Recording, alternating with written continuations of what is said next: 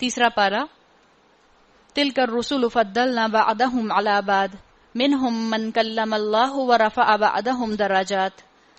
یہ رسول جو ہماری طرف سے انسانوں کی ہدایت پر مامور ہوئے، ہم نے ان کو ایک دوسرے سے بڑھ چڑھ کر مرتبے عطا کیے. ان میں کوئی ایسا تھا جس سے خدا خود ہم کلام ہوا، کسی کو اس نے دوسری حیثیتوں سے بلند درجے عطا کیے، اور آخر میں عیسیٰ ابن مریم کو روشن نشانیاں عطا کیں اور روح پاک سے اس کی مدد کی. اگر اللہ چاہتا تو ممکن نہ تھا کہ ان رسولوں کے بعد جو لوگ روشن نشانیاں دیکھ چکے تھے وہ آپس میں لڑتے، مگر اللہ کی مشیت یہ نہ تھی کہ وہ لوگوں کو جبراً اختلاف سے روکے. اس وجہ سے انہوں نے باہم اختلاف کیا. پھر کوئی ایمان لایا اور کسی نے کفر کی راہ اختیار کی. ہاں، اللہ چاہتا تو وہ ہرگز نہ لڑتے، مگر اللہ جو چاہتا ہے وہ کرتا ہے. جہاں تک رسولوں کے معاملے میں مختلف درجات کی بات ہے تو اسکالرز کہتے ہیں کہ تفریق بین الرسل کفر ہے. تفریق نہیں کرنی چاہیے، فرق نہیں کرنا چاہیے. تفضیل بین الرسل جو ہے وہ سنت سے ثابت ہے. فضیلت ہے یقیناً ایک رسول کو دوسرے رسول پر، لیکن تفریق بین الرسل جو ہے اس کی اجازت نہیں ہے. اللہ تعالیٰ نے یہاں بتا دیا کہ کسی پر اگر فضیلت کسی کو مل جائے تو سامنے والے کو حسد کا شکار نہیں ہونا چاہیے. آپ کا اور میرا کام ہے کہ ہم دوسرے کی خوبیوں کو دیکھ کر اللہ سے دعا کریں کہ اللہ اس کی خوبیوں کو اور بڑھا دے اور قائم رکھے اور مجھے بھی ان خوبیوں کا مالک بنا دے. یہ مسلمان کا طرز عمل ہوتا ہے. مسلمان حسد کا شکار نہیں ہوتا. اے لوگو جو ایمان لائے ہو، جو کچھ مال متاع ہم نے تم کو بخشا ہے اس میں سے خرچ کرو، قبل اس کے کہ وہ دن آئے جس میں نہ خرید و فروخت ہوگی، نہ دوستی کام آئے گی اور نہ سفارش چلے گی، اور ظالم اصل میں وہی ہے جو کفر کی روش اختیار کرتے ہیں. یہاں کفر کی روش اختیار کرنے کی بات کیا ہے؟ اصطلاحی نہیں ہے بلکہ معنوی ہے، یعنی جو ناشکری کرتے ہیں. اب آگے وہ آیت آ رہی ہے، آیت الکرسی، جس کو قرآن کی ایک عظیم آیت کہا جاتا ہے. سورۃ البقرہ کے لیے اسے کہا جاتا ہے کہ یہ سیدۃ الآیت القرآن ہے. سورہ بقرہ کی سورت میں جو آیات آئی ہیں اس کی یہ سردار ہے. اور آپ کو معلوم ہوگا کہ نماز کے اندر سورہ فاتحہ کے بعد قیام میں جو قرآن پڑھنے کا نصاب ہے کہ ہمیں کم سے کم کتنا قرآن پڑھنا چاہیے، اس نصاب میں 3 آیات کم سے کم آتے ہیں. کم سے کم 3 آیات ہوں. لیکن ہم یہ بات جانتے ہیں کہ جو آیات قرآن میں بڑی آیات ہیں، جیسے آپ نے پیچھے پڑھی تھی آیت بر، سورہ بقرہ کی آیت 177، ابھی آپ پڑھ رہی ہیں آیت الکرسی، آگے ایک اور آیت آئے گی سورہ بقرہ کے تقریباً اختتام کی طرف، آیت دین. اس طرح کی جو بڑی آیات ہیں اسکالرز کہتے ہیں کہ وہ ایک آیت بھی آپ سورہ فاتحہ کے بعد پڑھ لیں تو آپ کا 3 آیات کا نصاب مکمل کر دیتی ہیں. آیت الکرسی جس کے لیے اللہ کے رسول صلی اللہ علیہ وسلم نے فرمایا کہ فرض نماز کے بعد اس کو پڑھا جائے. جس انسان نے نیک نیتی کے ساتھ اپنی نیت کو خالص رکھتے ہوئے اللہ کی خاطر نماز پڑھی، خشوع اور خضوع کے ساتھ نماز پڑھی اور اپنے فرائض کے بعد آیت الکرسی پڑھی، اس کے لیے آتا ہے کہ اس کو جنت میں جانے سے کوئی چیز نہیں روک سکتی. آیت الکرسی کو جادو کے توڑ کے نتیجے میں بھی پڑھا جا سکتا ہے. یعنی اگر کسی کو محسوس ہو رہا ہو جادو کے اثرات تو آیت الکرسی کو پڑھیے. اللہ کے رسول صلی اللہ علیہ وسلم نے صبح شام کی دعاؤں میں آیت الکرسی کو شامل فرمایا ہے. اللہ لا الہ الا ہو. اچھا، آیت الکرسی کے اندر بہت سے اللہ کے معجزات ہیں. میں سارے آپ کو اس وقت نہیں بتا سکتی اس لیے کہ ٹائم بہت کم ہے. ایک معجزہ آپ کو بہت اچھا نظر آئے گا اس کا، اور میں امید ہے کہ وقت کے اندر آپ کو بتا دوں گی. آیت الکرسی کے اندر ٹوٹل 9 سینٹنسز ہیں، 9 جملے ہیں. اللہ لا الہ الا ہو ایک جملہ ہے. الحی القیوم، بلکہ یہ ایک ہی جملہ ہے. اللہ لا الہ الا ہو الحی القیوم ایک جملہ ہے. لا تاخذہ سنۃ ولا نوم یہ دوسرا جملہ ہے. لہ ما فی السماوات وما فی الارض یہ تیسرا جملہ ہے. من ذا الذی یشفع عندہ الا باذنہ یہ کون سا جملہ ہو گیا؟ کون سا؟ 5th یا 4th ہو گیا. یعلم ما بین ایدیہم وما خلفہم یہ 5th ہو گیا. ولا یحیطون بشیء من علمہ الا بما شاء 6th. وسع کرسیہ السماوات والارض 7th. ولا یؤودہ حفظہما وہو العلی العظیم یہ کون سا ہو گیا؟ 8th. 8 جملے بنتے ہیں اس کے اندر. اچھا، آپ کر کے دیکھیں اس کو، اگر آپ اس کو پڑھیں، ترجمہ پڑھ لیتے ہیں پھر بات کرتے ہیں. اللہ وہ زندہ جاوید ہستی ہے جو تمام کائنات کو سنبھالے ہوئے ہے. یہ جو اللہ کے نام آیا ہے یہاں پر الحی القیوم، اسکالرز کہتے ہیں علماء کے مطابق چانسز ہیں کہ یہ اسم اعظم ہے اللہ تعالیٰ کا، اور اسم اعظم کے ساتھ دعا مانگی جائے تو اللہ تعالیٰ قبول فرماتے ہیں. اس کے سوا کوئی خدا نہیں، وہ نہ سوتا ہے اور نہ اسے اونگ آتی ہے. زمین اور آسمانوں میں جو کچھ ہے اسی کا ہے. کون ہے جو اس کی جناب میں اس کی اجازت کے بغیر سفارش کر سکے؟ یعنی اللہ اجازت دے گا تو کوئی سفارش کر سکے گا. سفارش کنڈیشنل ہے، انکنڈیشنل نہیں ہے. جو کچھ بندوں کے سامنے ہے اسے بھی وہ جانتا ہے، جو کچھ ان سے اوجھل ہے اس سے بھی وہ واقف ہے، اور اس کی معلومات میں سے کوئی چیز ان کی گرفت ادراک میں نہیں آ سکتی الا یہ کہ کسی چیز کا علم وہ خود ہی ان کو دینا چاہے. اس کی حکومت آسمانوں اور زمینوں پر چھائی ہوئی ہے، اور ان کی نگہبانی اس کے لیے کوئی تھکا دینے والا کام نہیں ہے. وہی ایک بزرگ اور برتر ذات ہے. آپ پہلا جملہ پڑھیں، اللہ لا الہ الا ہو الحی القیوم. اللہ کے کتنے نام آئے؟ 2 نام آئے، الحی القیوم. اللہ کو تو اللہ کا اسم ذات کہا جاتا ہے، اس کو ہم ایک طرف کر دیتے ہیں. اللہ کے 2 نام یہاں پر آئے. اب اس کا آخری جملہ دیکھیں. آخری جملہ جو ہے، اچھا آخری جملہ اس کا کنیکٹڈ ہے، یہ ہے وَهُوَ الْعَلِيُّ الْعَظِيمُ. یہ آخری جملہ ہے. وَهُوَ الْعَلِيُّ الْعَظِيمُ میں کتنے نام آئے؟ 2 نام آئے. تو پہلے جملے اور لاسٹ جملے میں فرسٹ اینڈ 9th سینٹینس کی آپس میں مناسبت ہے کہ دونوں میں اللہ کے 2 نام آئے ہیں. ٹھیک ہے. دوسرا جملہ آتا ہے لا تأخذہ سنۃ ولا نوم. اچھا یہ بتائیں، اگر میں اس سے پہلے کہ اس پر بات کروں، یہ جو سیکیورٹی سسٹم ہوتا ہے، جیسے آپ کے جو گارڈز ہوتے ہیں جو ہر وقت جن کو الرٹ ہو کر گیٹ پر بیٹھنا پڑتا ہے، یا جو کسی بھی کمپنی کا کوئی گارڈ ہوتا ہے، یا جو سی سی ٹی وی کیمرے کے سامنے جس کی ڈیوٹی ہوتی ہے، اس کو الرٹ ہو کر بیٹھنا پڑتا ہے. اب جب اس کو الرٹ ہو کر بیٹھنا پڑتا ہے تو چانسز کیا ہوتے ہیں کہ اس کو تھکن ہوگی تو کیا ہوگا؟ تھکن ہونے کے بعد اس کو نیند آئے گی. یہی چانسز ہوتے ہیں. اللہ تعالیٰ نے کیا واضح کیا؟ لا تأخذہ سنۃ ولا نوم. نہ اللہ کو تھکن ہوتی ہے اور نہ ہی اللہ کو نیند آتی ہے، اونگ آتی ہے. سیکنڈ لاسٹ سینٹینس دیکھیں، ولا یعودہ حفظہما. اس کی حفاظت اس کو تھکاتی نہیں ہے. تو سیکنڈ سینٹینس اور 8th سینٹینس جو ہے یہ آپس میں کو ریلیٹڈ ہو گیا. پھر اگلا سینٹینس دیکھیں، لہو ما فی السماوات و ما فی الارض. اسی کی اونرشپ ہے جو کچھ آسمانوں اور زمین میں ہے. انگلش میں 2 الفاظ آتے ہیں، ایک ہے اونرشپ، ایک ہے کنگڈم. اونرشپ ہوتی ہے، مثال کے طور پر آپ کہیں کہ یہ گھر، اس گھر کی میں آنر ہوں، آپ کہیں اس کتاب کی میں آنر ہوں. اونرشپ ہوتی ہے آبجیکٹس کی. کنگڈم کیا ہے؟ کنگڈم میں جو اس ایریا کے اندر لوگ رہ رہے ہوتے ہیں وہ بادشاہ ہوتا ہے ان لوگوں کے اوپر. کنگڈم انہی کی ہوتی ہے نا. اللہ کے 2 نام آتے ہیں، ایک آتے ہیں مالک یعنی اونر، ایک آتا ہے ملک یعنی بادشاہ. یہاں پر اللہ کے دونوں نام کے ساتھ ایسوسیشن شو کر دی گئی 2 آیات کے ذریعے. لہو ما فی السماوات و ما فی الارض میں اللہ کی اونرشپ ہے. جو کچھ آسمانوں میں ہے اور جو کچھ زمین میں ہے وہ اونرشپ کس کی ہے؟ اللہ کی. اب آپ آئیے 3rd لاسٹ سینٹینس کے اوپر، وسع کرسیہ السماوات والارض. اس کی کرسی، اس کی کنگڈم چھائی ہوئی ہے آسمانوں اور زمینوں پر. یعنی اللہ کی کنگڈم میں وہ سب لوگ، سب مخلوقات آ گئیں جو اس آسمان اور زمین کے اندر رہتے ہیں. تو یہ تیسرا جملہ جو ہے یہ کس سے کو ریلیٹڈ ہو گیا؟ 7th سینٹینس سے. آگے چوتھا جملہ کیا آیا؟ من ذا الذی یشفع عندہ الا باذنہ. کون ہے جو اس کی اجازت کے بغیر سفارش کر سکے؟ اللہ نے سفارش کا جو معاملہ رکھا ہے وہ کیسے رکھا ہے؟ وہ مشروط رکھا ہے.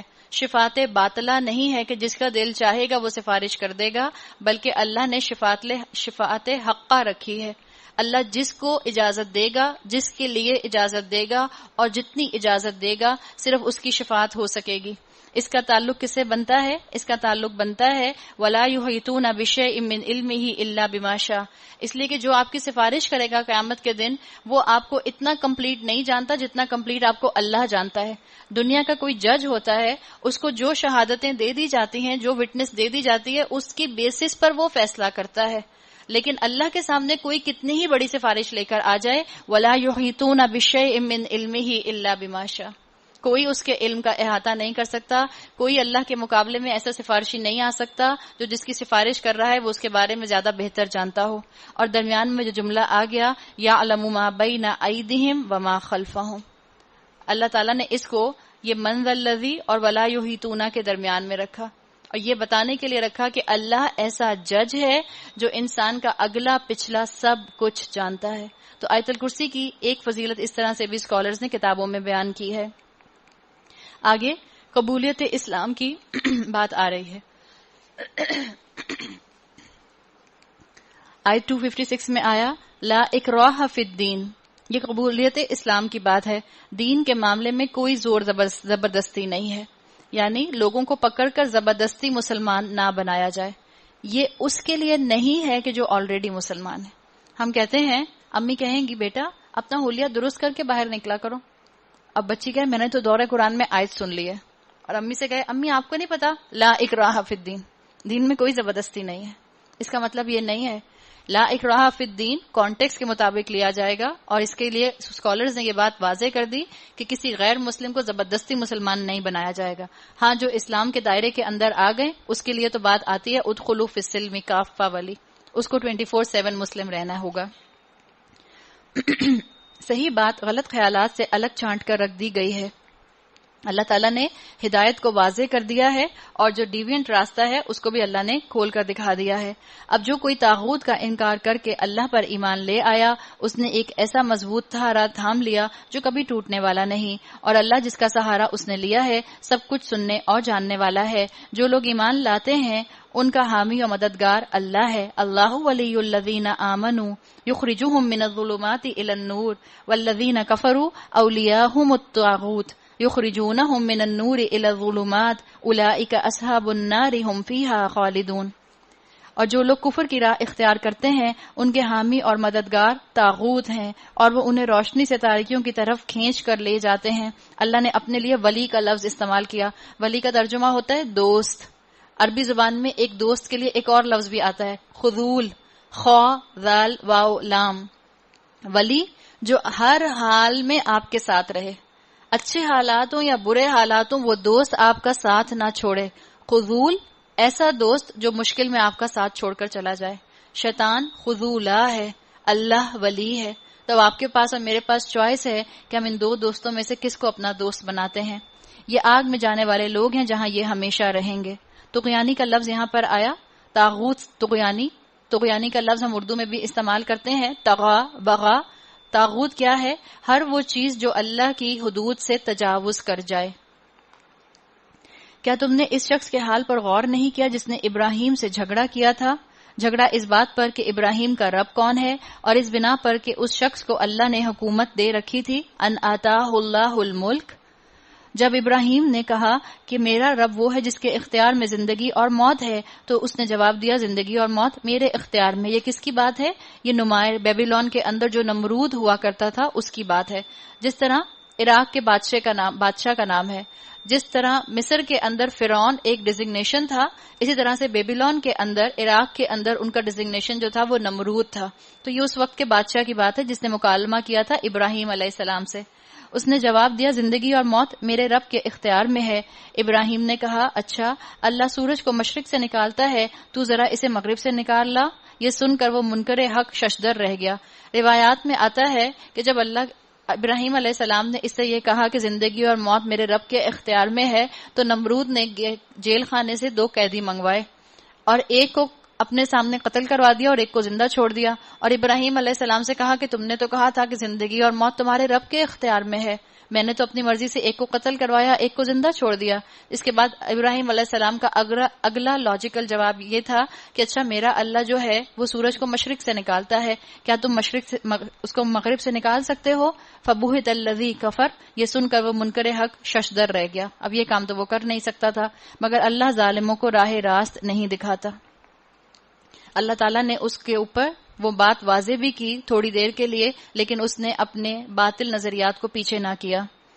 یا پھر مثال کے طور پر اس شخص کو دیکھو جس کا گزر ایک ایسی بستی پر ہوا جو اپنی چھتوں پر اوندھی گری پڑی تھی. اس نے کہا یہ آبادی جو ہلاک ہو چکی ہے اسے اللہ کس طرح دوبارہ زندگی بخشے گا؟ اس پر اللہ نے اس کی روح قبض کر لی اور وہ 100 برس تک مردہ پڑا رہا. پھر اللہ نے اسے دوبارہ زندگی بخشی اور اس سے پوچھا بتاؤ کتنی مدت پڑے رہے ہو؟ اس نے کہا 1 دن یا چند گھنٹے رہا ہوں گا.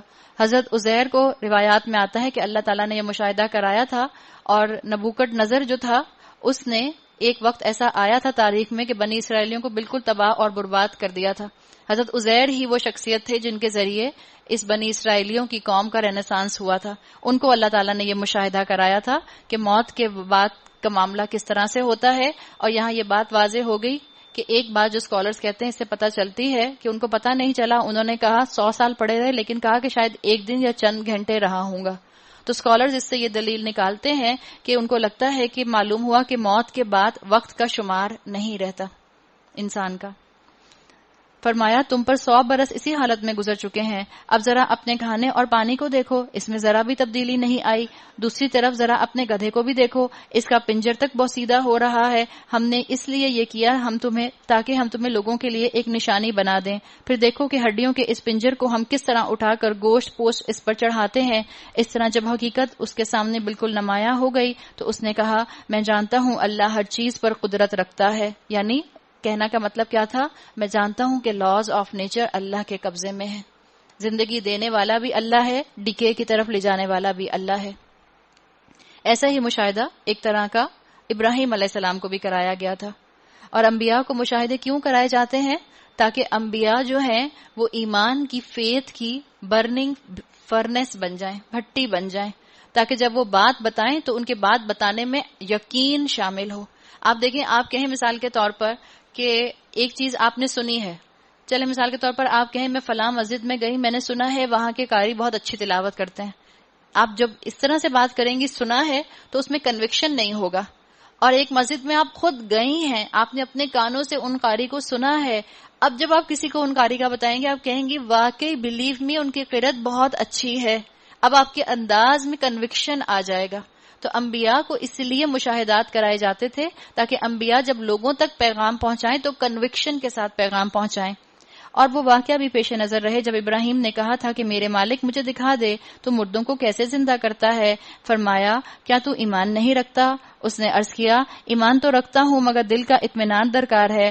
فرمایا اچھا تو 4 پرندے لے، ان کو اپنے سے مانوس کر لے، پھر ان کا ایک ایک ٹکڑا ایک ایک پہاڑ پر رکھ دے، پھر ان کو پکار، وہ تیرے پاس دوڑے چلے آئیں گے. خوب جان لو کہ اللہ نہایت با اقتدار اور رحیم ہے. اللہ تعالیٰ نے ان کو یہاں پر ایمان بالشہادہ دکھا دیا. ایمان بالغیب تو ان کو تھا ہی کہ اللہ جو چاہے کر سکتا ہے، اللہ اپنے نبیوں کو ایمان بالشہادہ بھی کرا دیا کرتا تھا. اب آگے انفاق پر 2 رکوع آ رہے ہیں. انفاق اللہ کی راہ میں خرچ کرنا، اس کے لیے قرآن میں کئی ٹرمز آتی ہیں. آپ کو انفاق ملتا ہے، آپ کو ایتاء المال ملتا ہے، آپ کو کھانا کھلانے کی ٹرم ملتی ہے، آپ کو قرض حسنہ کی ٹرم ملتی ہے، آپ کو صدقے کی ٹرم ملتی ہے، آپ کو زکوٰۃ کی ٹرم ملتی ہے. یہ ساری ٹرم جو ہیں انفاق کے لیے آتی ہیں. اور جو لوگ اپنا مال اللہ کی راہ میں صرف کرتے ہیں، مثل الذین ينفقون اموالهم فی سبیل اللہ، الٹیمیٹ ہیومینیٹیرین کاز، جو اللہ کی راہ میں اپنا مال خرچ کرتے ہیں ان کے خرچ کی مثال ایسی ہے جیسے ایک دانہ بویا جائے اور اس سے 7 بالیں نکلیں اور ہر بالی میں 100 دانے ہوں. اسی طرح اللہ جس کے عمل کو چاہتا ہے بڑھا دیتا ہے، وہ فراغ دست بھی ہے اور علیم بھی ہے. یعنی انسان اپنی حیثیت سے دے، بادشاہ اس کے جواب میں اپنی حیثیت سے دے گا. تو اللہ کی راہ میں دیں، اللہ بڑھا چڑھا کر آپ کو واپس کرے گا. انسان تو فقیر ہے، اللہ نے کہا ہے انتم الفقراء، اور اللہ بادشاہ ہے. ہم گن گن کر دیتے ہیں. کیا اللہ مجھے اور آپ کو نعمتیں گن گن کر دیتا ہے؟ کیا اللہ کہے کہ میں نے اب اس بندی کو اتنا رزق دے دیا اتنے سالوں تک، مثال کے طور پر 30 سال سے میں اس کو رزق دے رہا ہوں، اب میں سے نفع تولا رزق دوں گا؟ نہیں، اللہ میجورٹی کو تو رزق دیتا رہتا ہے. اللہ ناپ تول کر نہیں دیتا کہ چلو اب اس کو آنکھیں بھی دے دی ہیں، ناک بھی دے دی، کان بھی دے دیے، اس کو سوچنے سمجھنے کی صلاحیت بھی دے دی، 2 ہاتھ بھی دے دیے، 2 پاؤں بھی دے دیے، چلو اس کی 1 انگلی لے لیتا ہوں. نہیں، اللہ ہمیں نپا تولا نہیں دیتا. ذرا گننے تو بیٹھیں اپنی نعمتوں کو. ہم تو اپنی ایک نعمت کا شمار نہیں کر سکتے. تو اللہ کی راہ میں دیں اپنی حیثیت کے مطابق، اللہ اس میں برکت ڈالے گا. جو لوگ اپنے مال اللہ کی راہ میں خرچ کرتے ہیں اور خرچ کر کر پھر احسان نہیں جتاتے، نہ دکھ دیتے ہیں، ان کا اجر ان کے رب کے پاس ہے اور ان کے لیے کسی رنج اور خوف کا موقع نہیں ہے. اگر کوئی کہے کہ میرے پاس دینے کے لیے کچھ نہیں ہے تو اللہ تعالیٰ نے اس کے لیے بھی دیکھیں کتنی پیاری بات کہی، قول معروف و مغفرۃ خیر من صدقۃ یتبعها اذی. ایک میٹھا بول اور کسی ناگوار بات پر ذرا سی چشم پوشی اس خیرات سے بہتر ہے جس کے پیچھے دکھ لگا ہو. یعنی دے کر مال آگے سے احسان نہ جتایا جائے. مثال کے طور پر اپنی میڈ کو دیے 1000 روپے، اس کے بعد اس نے اگلے دن چھٹی مانگ لی تو فوراً ہماری زبانوں سے کیا نکلتا ہے؟ ابھی تم کو کل 1000 روپے دیے تھے. میرا خیال ہے تھوڑا پنکھا کم کر دو، یہ اس کی آواز ہے شاید. ابھی تم کو کل 1000 روپے دیے تھے، اب دوبارہ سے تم نے جو ہے وہ مجھ سے چھٹی مانگ لی. تو ہم خیرات کرتے ہیں، صدقہ کرتے ہیں، لیکن ہم فوراً کے فوراً اس کے اوپر احسان جتا دیتے ہیں. اللہ نے کہا اگر کچھ دے نہ سکو تو بھلی بات کرو، اگر کچھ دے نہ سکو تو مسکرا کے بات کرو. کبھی آپ کے پاس کوئی سائل آئے اور آپ کے پاس دینے کو کچھ نہ ہو تو محبت سے کہہ دیں کہ نہیں ابھی میں آپ کو کچھ نہیں دے سکتی. اور کیا آپ کر سکتی ہیں؟ آلو اور پیاز تو گھر میں ہوتے ہی ہیں نا، ایک تھیلی میں 2 آلو 2 پیاز ڈال کے دے دیں. دال آٹا تو گھر میں ہوتا ہی ہے، ایک تھیلی میں تھوڑا آٹا ڈال کے دے دیں. بہتر ہے کہ اللہ کا بندہ جو آپ کے سامنے ہاتھ پھیلائے آپ اس کو خالی ہاتھ واپس نہ بھیجیں. اللہ کے رسول صلی اللہ علیہ وسلم کی حدیث کا مفہوم آتا ہے قیامت کے دن اللہ تعالیٰ بندے سے کہیں گے کہ بندے میں تیرے پاس آیا تھا، میں نے تیرے سامنے ہاتھ پھیلایا تھا، تم نے مجھے واپس لوٹا دیا. بندہ پوچھے گا کیسے اللہ تعالیٰ، یہ کیسے ممکن ہے کہ آپ میرے سامنے آئے ہوں اور آپ نے کپڑے پہنانے کی یا کھانا کھانے کی بات کی ہو؟ تو اللہ تعالیٰ کہیں گے وہ جو بندہ فلاں آیا تھا اس کے ہاتھ پر میرا ہاتھ تھا. تو کوئی سائل آپ کی طرف آئے، ایک تو محبت سے انکار کریں اگر نہیں دینا چاہ رہے، اور اگر آپ کچھ نہ کچھ دینے کی صلاحیت رکھتی ہیں، حیثیت رکھتی ہیں، تو کوئی معمولی سی چیز ہی ان کے ہاتھ پر رکھ دیجیے. اے ایمان لانے والو، اپنے صدقات کو احسان جتا کر اور دکھ دے کر اس شخص کی طرح خاک میں نہ ملا دو جو اپنا مال محض لوگوں کو دکھانے کے لیے خرچ کرتا ہے اور نہ اللہ پر ایمان رکھتا ہے اور نہ آخرت پر. اس کے خرچ کی مثال ایسی ہے جیسے ایک چٹان تھی جس پر مٹی کی تہ جمی ہوئی تھی، اس پر جب زور کا میंہ برسا تو ساری مٹی بہہ گئی اور صاف چٹان کی چٹان رہ گئی. یہ کون سے لوگ ہیں جن کا صدقہ دے کر بھی دل نرم نہیں ہوتے؟ قسط قلوبکم، جن کے دل سخت ہوتے ہیں، ان کی مثال ہے. ایسے لوگ اپنے نزدیک خیرات کر کے جو نیکی کماتے ہیں اس سے کچھ بھی ان کے ہاتھ نہیں آتا، اور کافروں کو سیدھی راہ دکھانا اللہ کا طریقہ نہیں. باخلاف اس کے جو لوگ اپنا مال محض اللہ کی رضا جوئی کے لیے دل کے پورے ثبات اور قرار کے ساتھ خرچ کرتے ہیں، ان کے خرچ کی مثال ایسی ہے جیسے کسی سطح مرتفع پر ایک باغ ہو، اگر زور کی بارش ہو جائے تو دگنا پھل لائے، اور اگر زور کی بارش نہ بھی ہو تو ایک ہلکی پھوار ہی اس کے لیے کافی ہو جائے. تم جو کچھ بھی کرتے ہو وہ سب اللہ کی نظر میں ہے. اعلیٰ ظرف لوگوں کو اونچی جگہ سے ریزمبل کیا گیا ہے کہ جو اعلیٰ ظرف لوگ ہوتے ہیں ان کی مثال کیسی ہے؟ جیسے سطح مرتفع پر ایک باغ ہو. تو اللہ تعالیٰ آپ کو اور مجھے توفیق دے کہ ہم اللہ کے راستے میں لوگوں کو دینے والے بنے، اور معاشرے میں ہیوز اور ہیو ناٹ کا جو تصور ہے، تقسیم ہے، وہ تو رہے گی، ختم نہیں ہو سکتی. کام کیا ہے؟ جن کے پاس ہے وہ سرکولیشن آف ویلتھ کریں اور اپنے مالوں میں سے ان غریبوں مسکینوں کا حصہ نکالیں جو ہمارے معاشرے کے اندر ہیو ناٹس ہیں. کیا تم میں سے کوئی یہ پسند کرتا ہے کہ اس کے پاس ہرا بھرا باغ ہو، نہروں سے سیراب، کھجوروں اور انگوروں اور ہر قسم کے پھلوں سے لدا ہوا، اور وہ عین اس وقت ایک تیز بگولے کی زد میں آ کر جھلس جائے جبکہ وہ خود بوڑھا ہو اور اس کے کمسن بچے ابھی کسی لائق نہ ہو؟ اس طرح اللہ اپنی باتیں تمہارے سامنے بیان کرتا ہے لعلکم تتفکرون، شاید کہ تم غور و فکر کرو.